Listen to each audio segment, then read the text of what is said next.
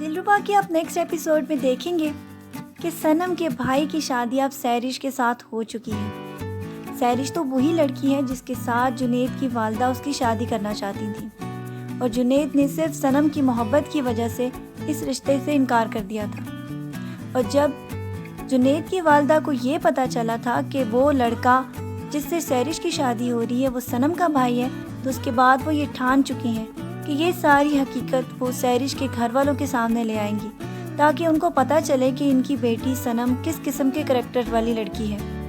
ساتھ ہی ساتھ آپ یہ بھی دیکھتے چلے جائیں گے کہ اب صنم کی والدہ بہت زیادہ گھبرائی اور پریشان نظر آئیں گی، کیونکہ وہ یہ کبھی نہیں چاہیں گی کہ کسی طرح سحرش کی ملاقات جنید کی والدہ سے ہو سکے، اور نہ ہی وہ صنم کے بارے میں جان سکے۔ صنم تو اب فرحاد کی محبت میں بہت زیادہ گرفتار ہو چکی ہے، اور فرحاد اس کو پوری طرح یہ یقین دلا چکا ہے کہ وہی اس سے سچی محبت کرتا ہے۔ پہلی ملاقات میں تو وہ اس کو اپنی محبت کا اظہار کر چکا ہے۔ آگے آنے والی ایپیسوڈز میں آپ دیکھیں گے کہ فرحاد نے جو جال صنم کے اوپر پھینکا ہے، صنم اس میں بہت جلد پھنسنے والی ہے،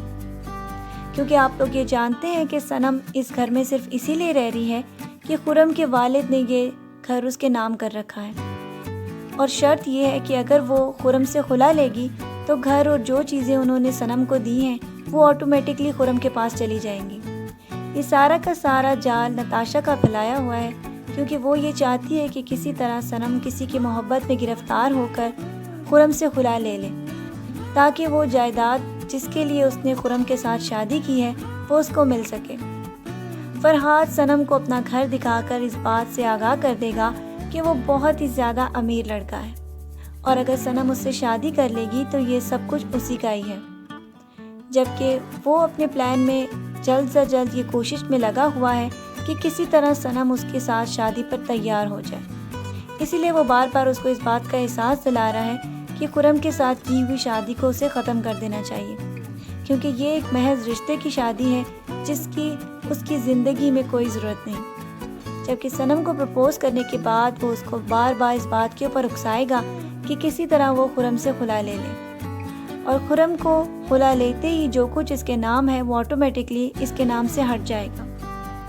صنم آگے جا کر یہ فیصلہ لے لے گی، کیونکہ وہ فرحاد کی محبت میں اتنی زیادہ گرفتار ہو چکی ہے کہ اس کو اب یہی لگتا ہے کہ میری زندگی میں خوشیاں صرف اور صرف فرحاد ہی لا سکتا ہے،